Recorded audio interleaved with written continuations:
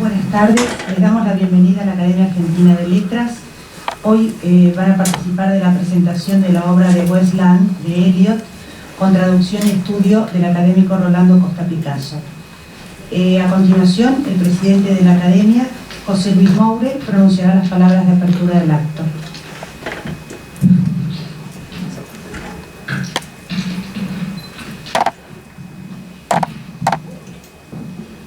Muy buenas tardes. Rolando Costa Picasso, nuestro presentado, es profesor consulto de la Facultad de Filosofía y Letras de la Universidad de Buenos Aires, donde dictó literatura norteamericana. Es además profesor plenario de la Universidad de Buenos Aires y profesor plenario de la Universidad de Buenos Aires. Su vasta producción puede dividirse en una doble dimensión, la crítica y la que corresponde a su labor como traductor. En la primera, mayormente consagrada a la literatura norteamericana, podemos citar de Winston Churchill, los primeros años, Mexico City Blues de Jack Kerouac, Mark Twain y El Puente, Oden, los Estados Unidos y después, Henry Dickinson, Oblicuidad de la Luz. Pero también allí han de incluirse Borges, una forma de felicidad centrada en la figura de, acaso, nuestro mayor escritor, a la edición crítica de cuya obra completa Costa Picasso consagró varios años. Esa labor crítica convive con la de la traducción, la segunda dimensión a la que hacíamos referencia, en un regular y dilatado empeño que incluye las ediciones shakespearianas con introducción, prólogo y notas de Hamlet, Macbeth, El Rey Lear, Otelo, Romeo y Julieta. También una vuelta de tuerca y los papeles de Aston, de Henry James, y los cuentos completos de Edgar Allan Poe. La traducción, como decimos, vertebra en Costa Picasso su dedicación más persistente. Su producción en ese sentido abarca un centenar de versiones del inglés al español de algunos de los más importantes escritores del siglo XX: Hemingway, Faulkner, Truman Capote, Norman Mailer, Saul Bellow, Auden, Mark Twain, Jack Kerouac, Emily Dickinson, John O'Hara, Ezra Pound. Por su labor traductora, el profesor Costa Picasso recibió en 2 ocasiones el premio Konex de Platino y el premio Teatro del Mundo de la Universidad de Buenos Aires por sus versiones de Shakespeare. Entre 1975 y 1995, Costa Picasso se desempeñó como director ejecutivo de la Comisión Fulbright en Argentina. Es presidente de la Asociación Argentina de Estudios Americanos y de la Asociación Argentina de Literatura Comparada. Fue presidente del Centro Argentino de Literatura Internacional y presidente de la Asociación Argentina de Literatura Comparada. Y aunque la caridad debería empezar por casa, cierro este resumen curricular con los 2 galardones que nos tocan más de cerca. Rolando Costa Picasso es miembro de un número de esta Academia Argentina de Letras y correspondiente de la Real Academia Española.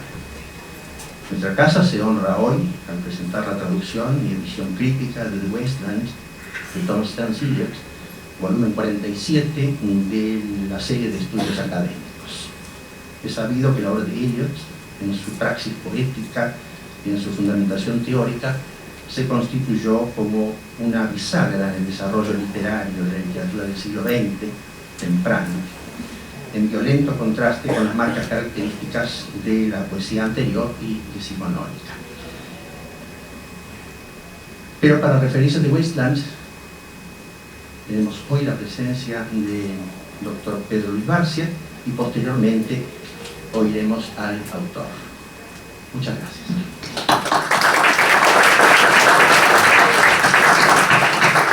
En general, entusiasta discipulado del doctor Costa Picasso, que lo acompaña día y noche en todas sus presentaciones y que enriquece con su entusiasmo el público presente.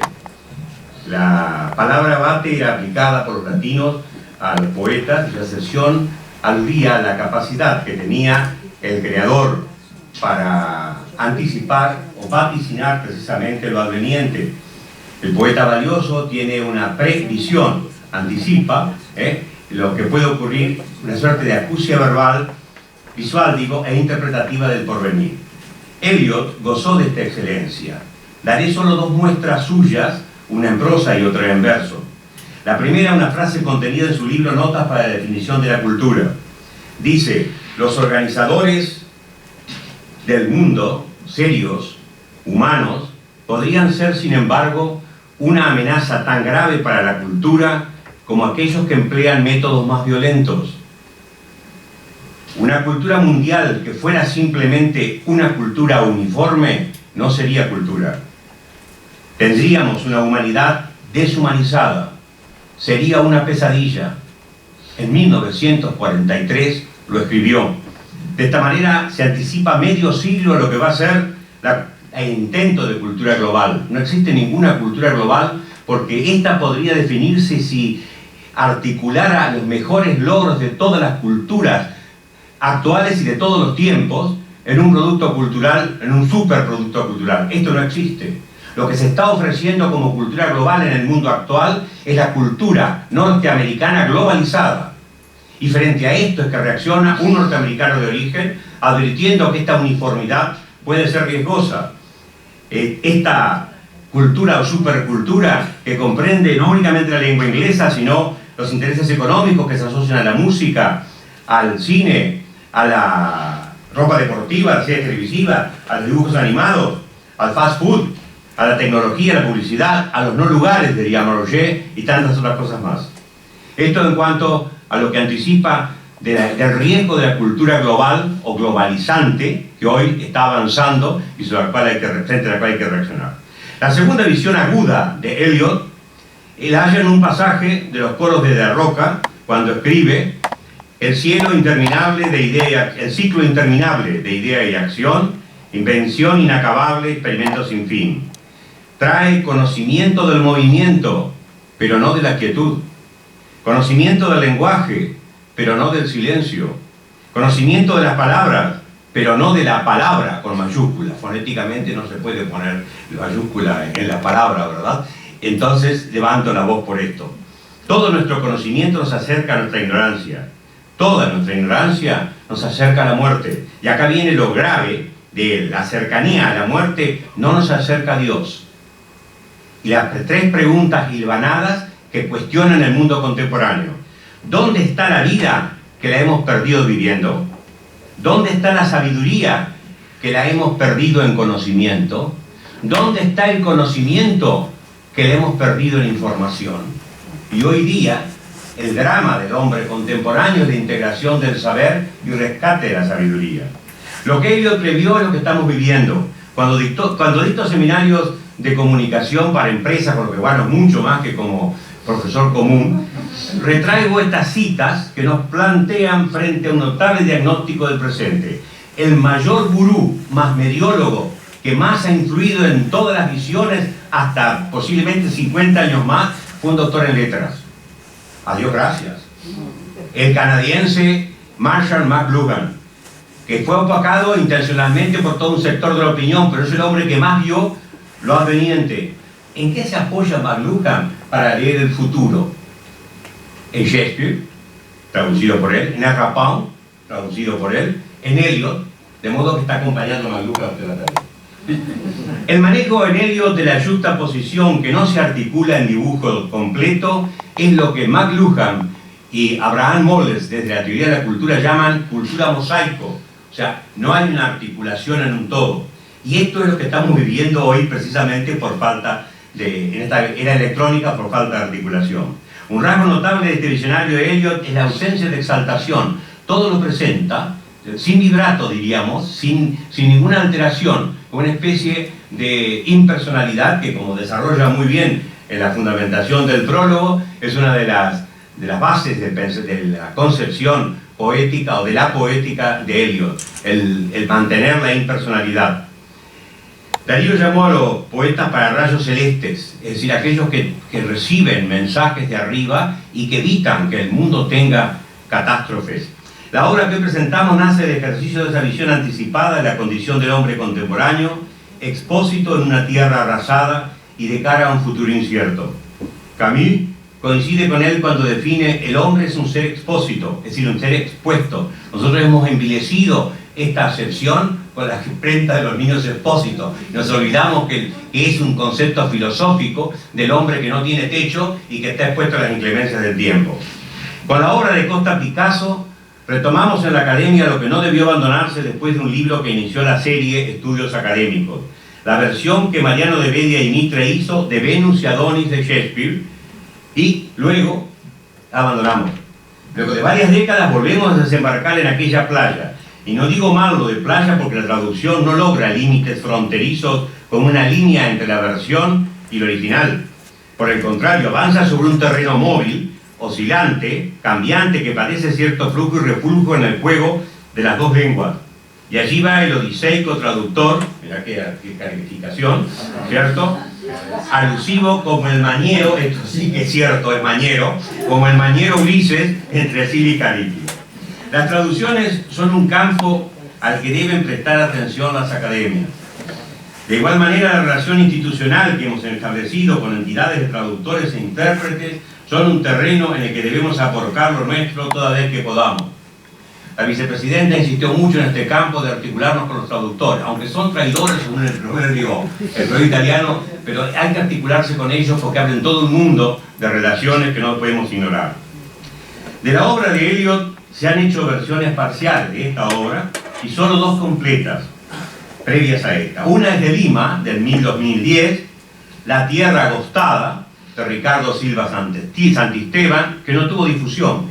Yo diría que es un libro inexistente, porque se hicieron muy pocos ejemplares, una edición fuera de comercio, para beneficio nuestro, porque la suya se va a vender más, profesor. La otra, La Tierra Baldía, ¿cierto? 2005, fue trabajada por José Luis Palomares, se extendió en ediciones Cátedra. Esta sí tuvo mayor difusión, pero el español en que está traducida es demasiado peninsular para nuestra visión. Las traducciones que en nuestro país se hicieron desde la década del 40 han mostrado cierta generalidad en el uso de la lengua. Y esto es lo que han tardado en aprender los traductores españoles, que se han avanzado muchísimo en todos nuestros traductores que desde el 40 en adelante produjeron vastísima cantidad de traducciones en todas las lenguas modernas. De modo entonces que el aporte que hoy festejamos es realmente novedosísimo, por lo que voy a decir. En primer lugar, el adjetivo titular ha padecido variantes en la traducción. Algunos han llamado la tierra yerma, otros la tierra vacía, la tierra baldía, la tierra agostada. Creo que es un acierto de nuestro académico, de los muchos que tiene, cuando optó por la tierra desolada. ¿Por qué razón? Porque yerma, vacía, agostada y baldía aluden a lo físico exclusivamente. La palabra desolada tiene un contexto psicológico que supone de alguna manera lo aflictivo, lo triste y lo angustioso. De modo que estas dos cosas van en la percepción. ¿He dicho bien? Muy bien. Bien, entonces con esta aceptación seguimos. Es un acierto desde lo titular la elección del adjetivo desolada por parte de nuestro académico. Nuestra generación descubrió en Eliot más al crítico que al poeta. Y acompañamos tres grandes aportes. Primero, el concepto de la tradición. Recuerden ustedes aquello tan batido de la tradición y el talento individual, donde todas las obras modernas se van incorporando en una gran galaxia de coexistencia y de vida dinámica, y que se van reacomodando y cambiando las relaciones entre sí. Esto es muy rico como visión. La segunda es la extinción de la personalidad, de la que habla largamente en el prólogo Costa Picasso. Es una distinción entre el yo lírico y el yo del autor. Antes de que empezaran las distinciones teóricas en este campo, se estableció Eliot en su ensayo, alejada del biografismo, alejada del contexto cultural, del sociologismo acusado de inflexible del realismo socialista. Y el tercer aporte, lo que se maneja a veces con mucha ligereza como designación, sin saber de qué se habla, es la imagen del correlato objetivo. Eliot, a contracorriente de la prédica de Poe, que hemos leído y hemos seguido a través de la traducción que él ha hecho, ensayó el poema largo, cuando Poe decía que no debía ensayarse porque era el sumo de poemas cortos. Neruda en su Travaglio dice: me preguntaron una vez por qué escribía tan oscuro. Pregúntenselo a la noche, al mineral, a las raíces. Está diciendo que lo que naturalmente es oscuro no puede ser de otra naturaleza. La noche, el mineral, lo soterrado, y las raíces, lo enterrado. De modo que aquello no le pueden pedir claridad a aquello que tiene una vida nocturna. Ahora, en la calificación crítica deberíamos decir no que es oscuro, sino que es difícil y complejo, diría yo, más que oscuro. Y lo que tiene Eliot, y la mayor complejidad de Eliot tal vez, es lo que va deshaciendo, desatando, desviando el traductor, que es el juego intertextual. Un juego intertextual que por momentos se vuelve realmente complejísimo y enredado en las alusiones y articulaciones a distancia que maneja Eliot. Costa Picasso no solo ha vertido el texto del poema y las notas de Eliot, ha hecho un trabajo más complejo que es anotar las notas de Eliot. Porque Eliot, como si fuera un juego entre primos, como decimos en Entre Ríos, alude a un pasaje de la Biblia y se queda allí. Pero lo que hace Costa Picasso es explicarnos por qué la alusión a ese pasaje de la Biblia tiene una significación en este verso que desarrolla. Lo que hace de la lectura de Eliot a través de la traducción de Costa Picasso es pelar una cebolla, porque saca una capa y otra debajo, y saca una capa y otra debajo, y así es la dificultad para el trabajo asistencial, diría yo, que hace en este juego de capas superpuestas Costa Picasso cuando lo va desarrollando. No es que él juegue un virtuosismo de querer exhibir cultura como haríamos cualquiera de nosotros y haríamos de una nota filológica, como diría Battistelli, una nota logofílica, así, haciéndonos las palabras. No. Lo hace porque es necesario. Porque el primero que riza el rizo es Eliot. Y él lo que sigue es el rulo, esclareciendo cómo es el movimiento del rulo. Él tiene la mano hecha, porque el presidente hablaba de los 3 tomos que presentamos acá en este mismo sitio, ¿verdad? Y ahí hizo un largo trabajo de desenredar rulos con las alusiones secretas, ocultas y complejas de Borges. La imagen de la esterilidad, de la devastación, de la vacuidad del hombre sin sentido, que camina en círculos monótonos, está situada en esa ciudad irreal que es Londres. Como decía Borges, el laberinto rojo de Londres. Pero más que Londres es el mundo en realidad. A la visión que Baudelaire da de la ciudad como la ciudad, la sede del tedio, la sede del aburrimiento, del spleen, él le agrega una suerte después de la posguerra, después de la posguerra, esto es una torpeza, en la posguerra le agrega una especie de preludio del infierno, lo que está viniendo. La recomendación de Northrop Frye, hemos leído bibliografía de margen, de Northrop Frye, cuando dice que es importante en la aproximación a Eliot leer otras obras de él a propósito de un texto. Y es cierto, porque cuando usted lee otros textos de Eliot, y lo hice, el ejercicio lo hice a propósito de la lectura que iba haciendo ordenada y disciplinada de la traducción de Costa Picasso, lo que va mostrando precisamente Eliot es la coherencia que tiene en la visión del mundo. Por eso vuelvo a traer un texto de La Roca, un pasaje que dice, y que se acomoda y acuerda muy bien con la tierra desolada. El desierto no está remoto en trópicos del sur. El desierto no está a la vuelta de la esquina. El desierto está apretujado en el metro, a vuestro lado. El desierto está en el corazón de vuestro hermano. Esto es claramente una articulación de un poema con otro, con la misma tónica. El poema se centra en la imagen de Tiresias, como todo el mundo sabe, y dice el propio autor, lo que ve Tiresias es en realidad la sustancia del poema. Pero yo sumaría que él asocia a Tiresias, que no mira al futuro, sino que se queda mirando hacia el pasado, asocia a San Agustín. Y San Agustín le abre una puerta hacia lo transnatural, hacia lo sobrenatural. Es encomiable la labor de Alto Truchimán, como dirían en el siglo XVI, que ha cumplido en el último lustro Costa Picasso. Allí están los dramas shakespearianos, allí está una vuelta de tuerca que no quiso traducir como otra vuelta de tuerca por una alteración, porque no es así. Allí están las obras completas de Poe, los poemas de Emily Dickinson y hoy La Tierra Desolada. El autor me ha conferido el reiterado honor de hacer de hostiario, que era siempre el fraile bobo que abría la puerta para que entraran en otra función, el hostiario en la presentación de sus últimas producciones. Yo no me engaño. En la guía de Guillermo más vale mujer conocido que bueno por conocer. De modo que insiste en esto. Tenemos el orgullo, y ahora muy en serio, de Costa Picasso. Tenemos el orgullo de que se sienta con nosotros mes a mes en la mesa común de la Academia. Y para todos aquellos que desde su nube universitaria o su populismo, que las dos veredas se da esta actitud, que siguen repitiendo que las academias Son sitios de viejos ociosos y de viejas ociosas, ¿cierto?, que no trabajan en nada. Yo les propongo la labor proficua, seria y sostenida de este humanista que se avina a someterse a una humilde suerte en los puentes como traductor. A los puentes todo el mundo los pisa y los circula y no los tiene en cuenta. No se dan cuenta que llegan a la otra orilla por la función del puente, que es el traductor. Por eso hay que agradecerle una vez más este arco tendido de lengua a lengua con generosa donación. Gracias una vez más, Costa Picasso, por su labor pontonera. Gracias.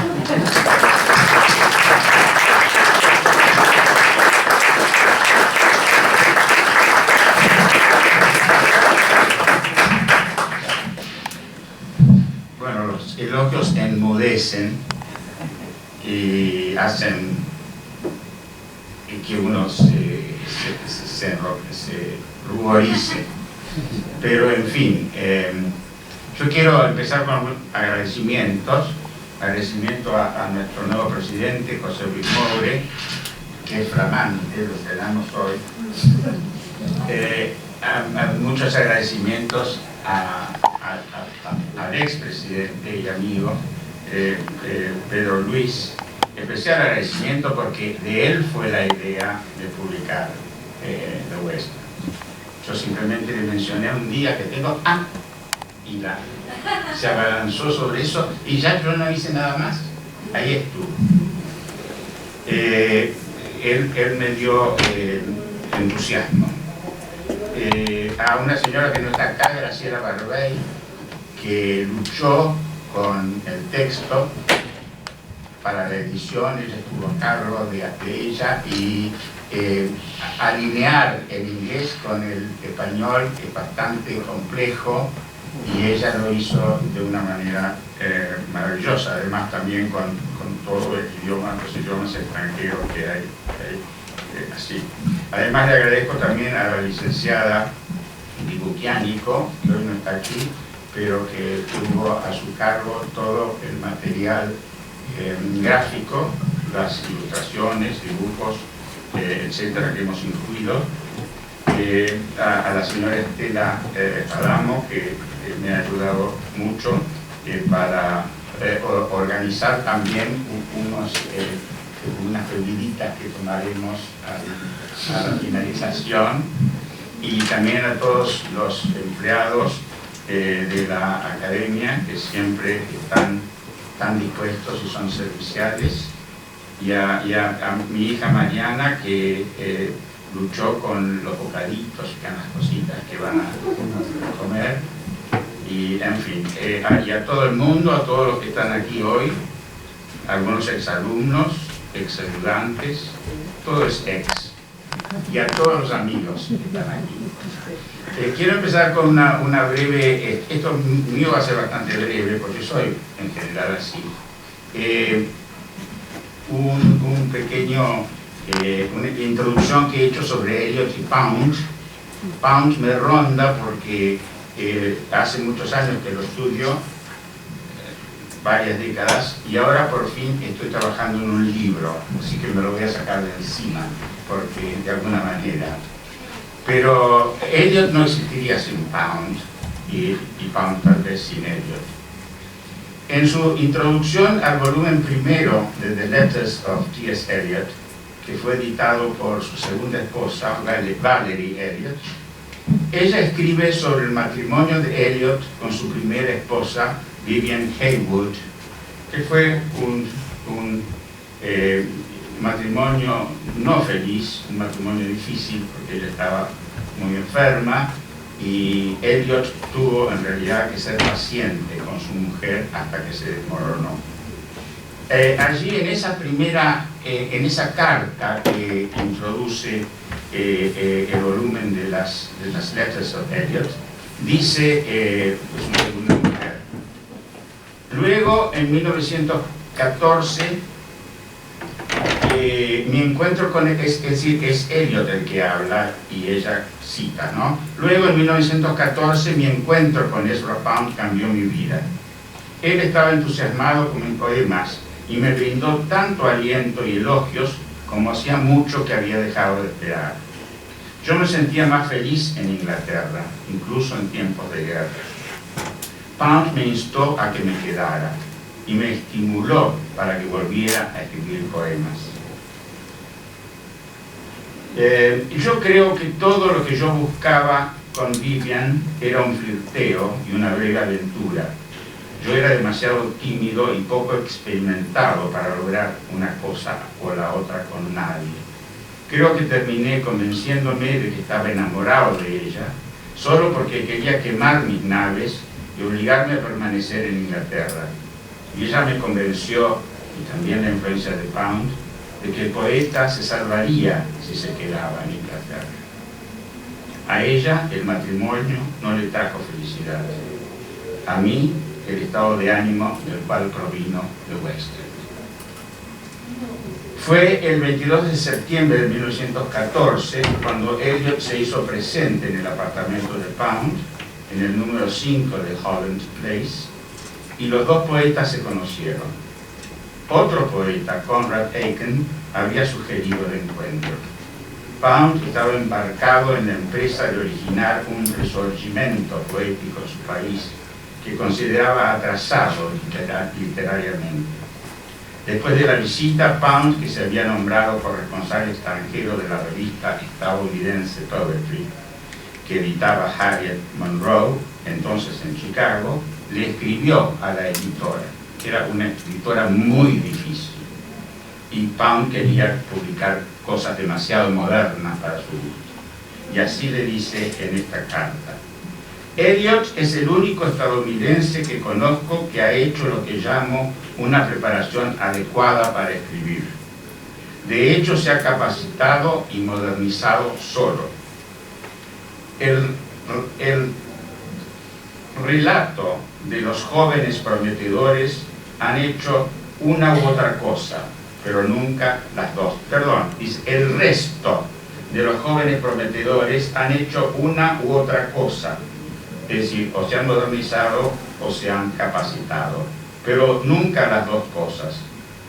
Porque dice entre paréntesis, Pound era era único con su idioma. Entre paréntesis dice: la mayoría de los cerdos, ni una ni otra. Es tan cómodo conocer a un hombre y no tener que decirle que se lave la cara, que se quite el polvo de los zapatos y recuerde la fecha, 1914, en el almanaque. 1914 será el cambio para Pound, allí llegaba todo lo moderno. Desde ese momento, bajo la protección de Pound, Eliot tenía asegurada la publicación de su obra.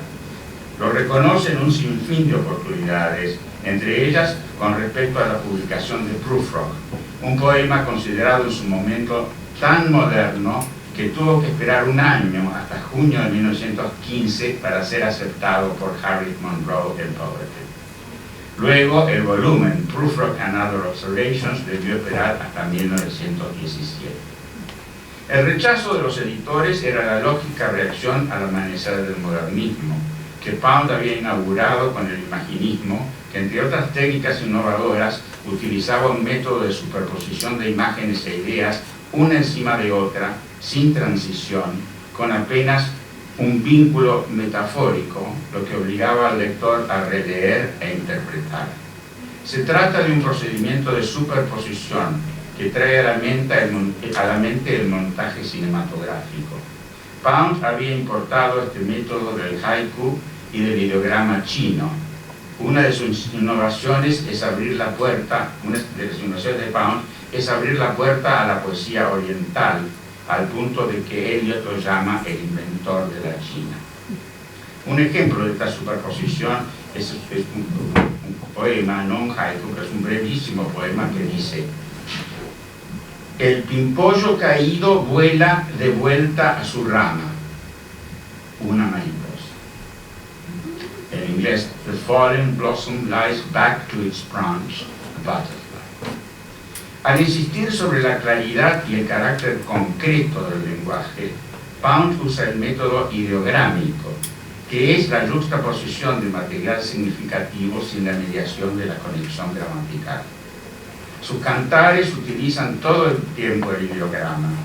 En su libro The ABC of Reading, Pound escribe que el ideograma es la representación de una cosa, de una cosa en una posición o relación dada, o de una combinación de cosas.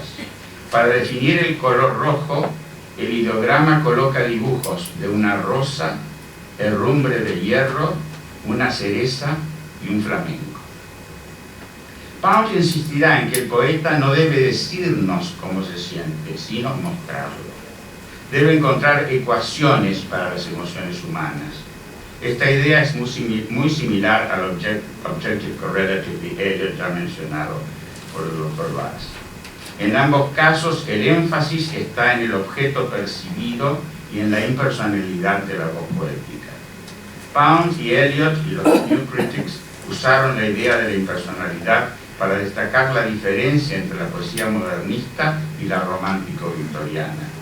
La poesía moderna de Eliot y de Pound cultivaba la impersonalidad, la objetividad y la indiferencia, el desprendimiento, todo esto opuesto a la expresión personal de los románticos.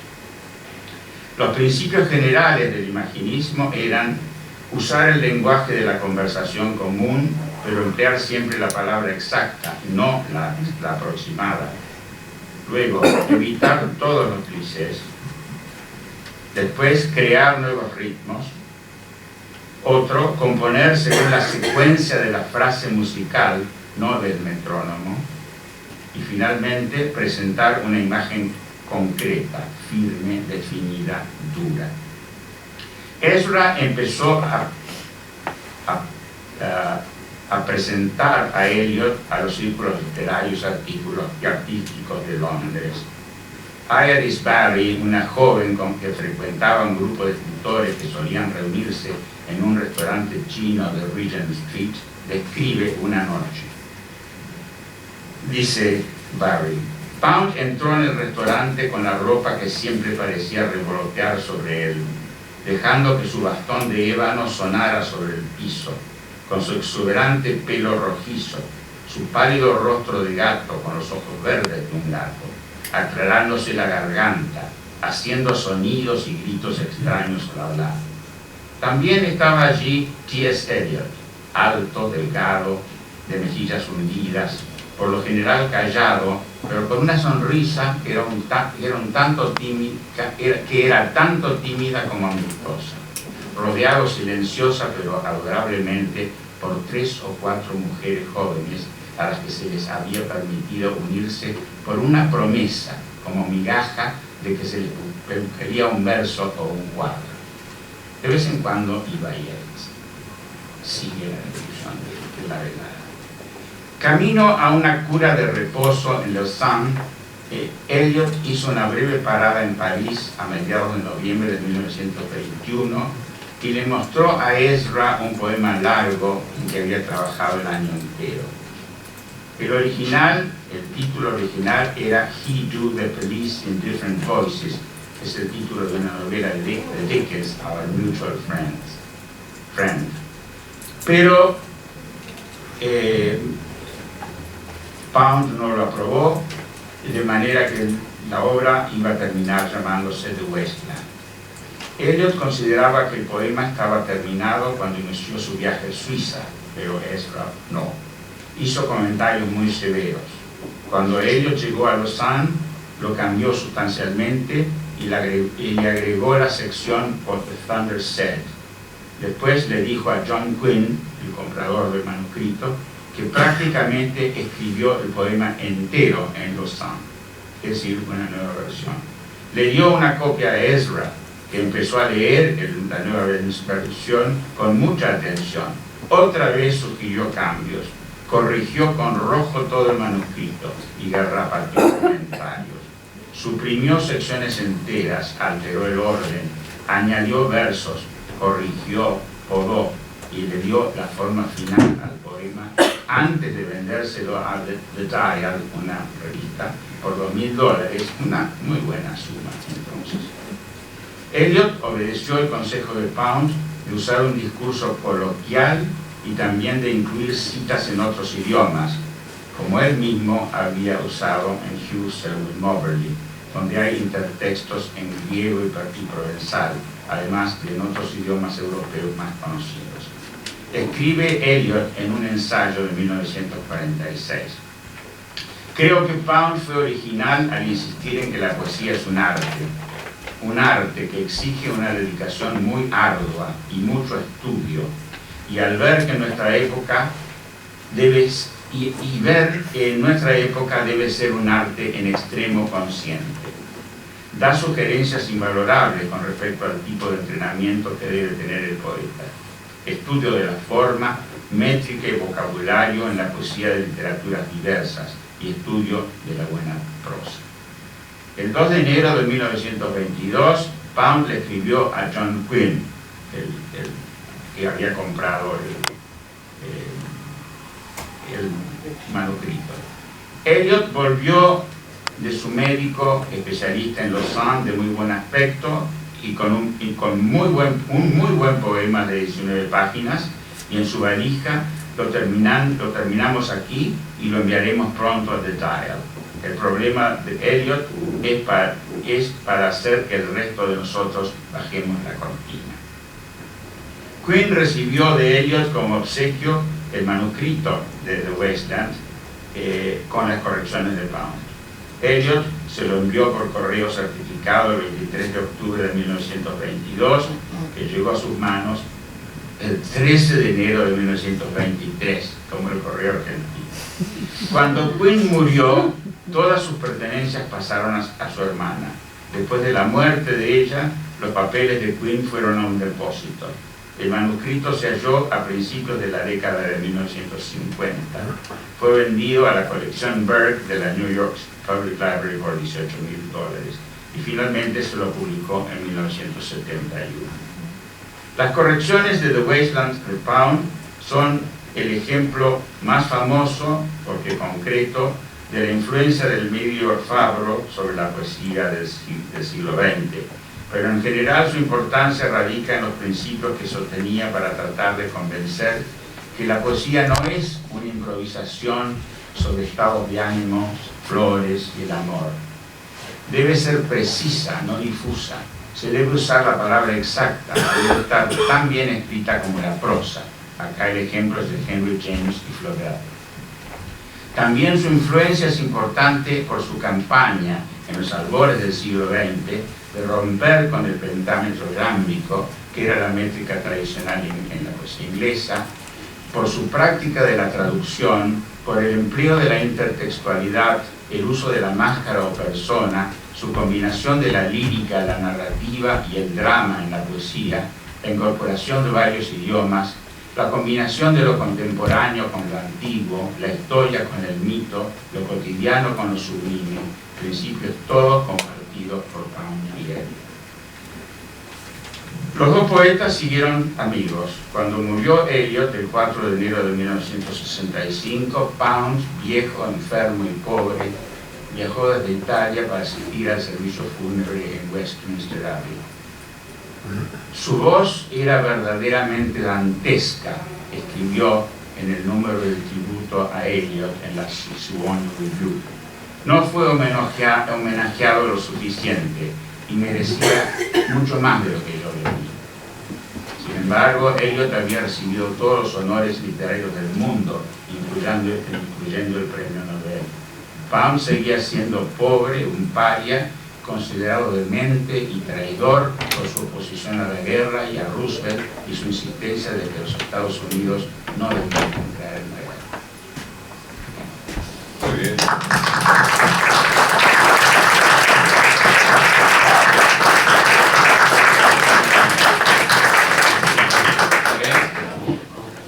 Vamos por Con las palabras del académico Costa Picasso damos por finalizado el No, acto. yo iba a leer algo todavía. Ah, bueno, entonces no lo damos por finalizado.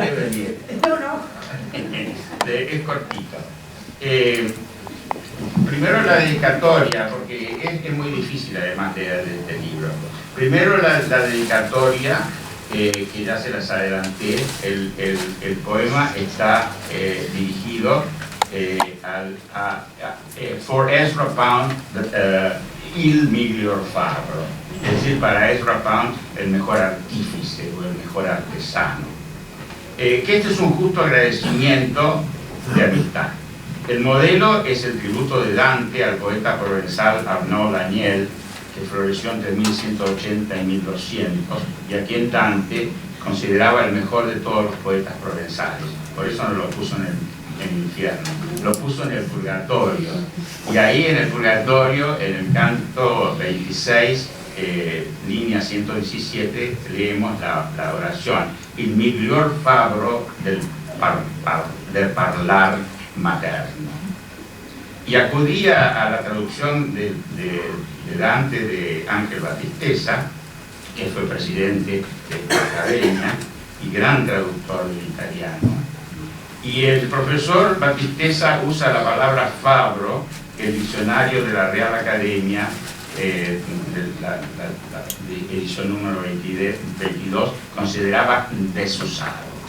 En una nota a pie de página escribe Battistessa: fabbro, no solo el que trabaja el hierro, por extensión el artesano o el artífice en general, aquí el artista de la lengua. En la traducción se guarda la expresión del texto italiano, que procede del latín faber y que todavía es válida en español. El elogio que Guido Guinizelli tributa a Arnaldo Daniel cifra el más alto encomio posible para un escritor que se precie del buen manejo de su lengua. Es decir, que aquí este es el tributo que le hace Eliot a Arnaud. El título, de la cual ya ha hablado el doctor Barcia, que es The Wasteland, la tierra para nosotros desolada, pero baldía o yerma. Y como dice Eliot al comienzo de sus notas, no solo el título, sino también el plan y gran parte del simbolismo incidental del poema fueron sugeridos por el libro de Jesse Weston sobre la leyenda del Grial, titulado Del ritual al romance. Es una alusión metafórica al país desolado de los romances del culto grial durante el reinado de Arturo. El rey ha viajado a Roma luego de negarse a pagar tributos al emperador Lucio, pero está a punto de entrar en Roma cuando se le avisa que su sobrino Modred se ha apoderado de su reino en Bretaña. Regresa, lucha con Modred, es herido y luego llevado a la isla de Avalon para curarse. Mucho de esto pertenece a antiguos romances en que el rey Arturo es o bien un rey legendario o un héroe romántico. Bien, las leyendas arturianas y la búsqueda del Grial estará presente en todo el libro. El Grial es la salvación, y lo que Eliot pide en la tierra desolada es agua, lluvia, para que la tierra renazca y vuelva a crecer todo lo fértil que se necesita. La parte tercera, de la que voy a leer un pedacito y acá los dejo tranquilos, se llama El entierro de los muertos. Y digo en mi comentario que el título se refiere al servicio para los entierros que aparece en The Book of Common Prayer de Inglaterra. Y escribo: esta primera sección consiste de una breve introducción lírica en la que una solemne voz impersonal hace una breve referencia al comienzo de la primavera, representada por el mes de abril, que es cuando comienza la estación en el hemisferio norte, y 5 partes. En la primera, una mujer llamada Marie se refiere a su niñez y juventud en los distintos ciclos de la naturaleza. Una frase en alemán, el uso de otros idiomas es típico. Una frase en alemán introduce una de las características del poema, el uso de los distintos idiomas y nacionalidades. Se introduce la mayor emoción de la tierra desolada, que es el miedo. Y luego esto se descubre, continúa en todo el resto de la obra. En la tercera sección, que es el sermón del fuego, que también nos revela algunas de las fuentes que ha usado Eliot. porque el sermón del fuego es el sermón del Buda, que se corresponde en importancia con la del sermón del monte en la religión cristiana. Esto se encuentra en una traducción que él utiliza, y en el sermón del Buda, el gran maestro religioso Siddhartha Gautama aconseja a sus discípulos que desprecien las llamas ardientes de la pasión y de las sensaciones físicas para poder vivir una vida sagrada, lograr liberarse de lo terrenal y por fin abandonar el ciclo de las reencarnaciones para acceder al nirvana. Mucho de esto está detrás del poema pero en esta sección del Sermón del Fuego hay una viñeta, que es la que voy a leer, y que describe el encuentro sexual entre una mecanógrafa y su amante nocturno, que es un joven carbuncoso que es visto por Tiresias. Tiresias es el que ve todo, y acá es la voz poética. Sabemos que hay una parte que explicamos todo de Tiresias y lo que pasa en las metamorfosis de Ovidio, etc. Bueno, pero aquí lo interesante es, que quería mostrarles, es la sátira que utiliza Eliot para describir este encuentro sexual entre la mecanógrafa y el joven carbuncoso.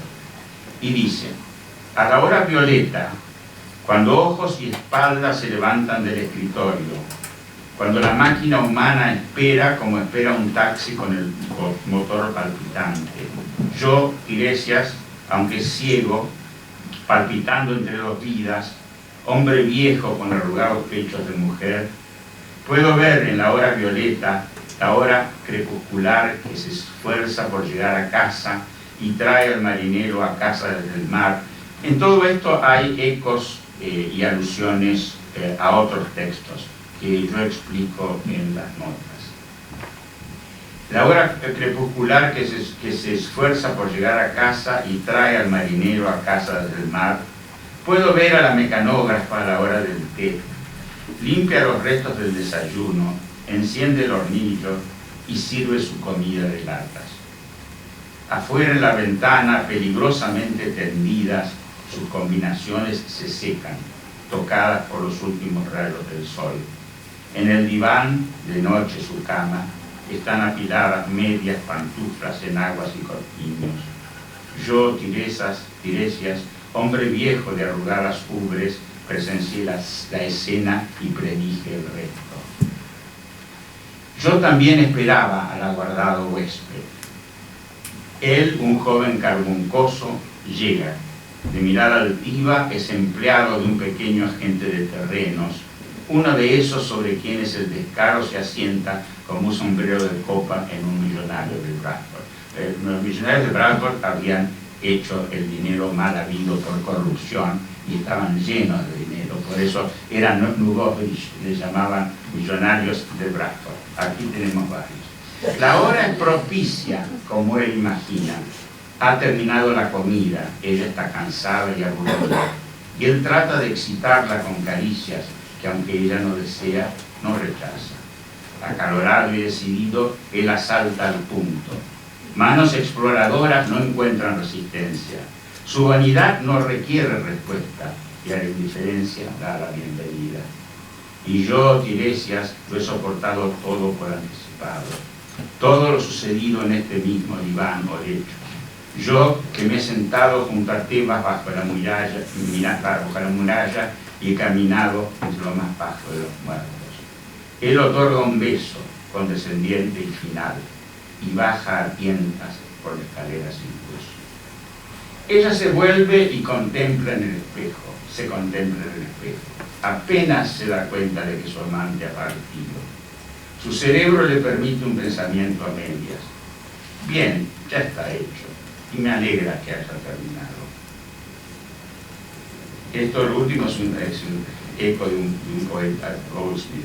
Cuando una mujer hermosa e insensata se degrada y camina por su cuarto, otra vez a solas, se alisa el pelo con ademán automático, pone un disco en el gramófono.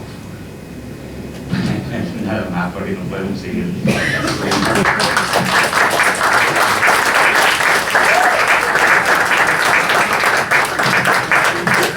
Bien, entonces invitamos a todo el mundo a tomar una copa. Damos por finalizado el acto e invitamos a todo el mundo a tomar una copa. Gracias. A dos, arriba, a dos. Varias.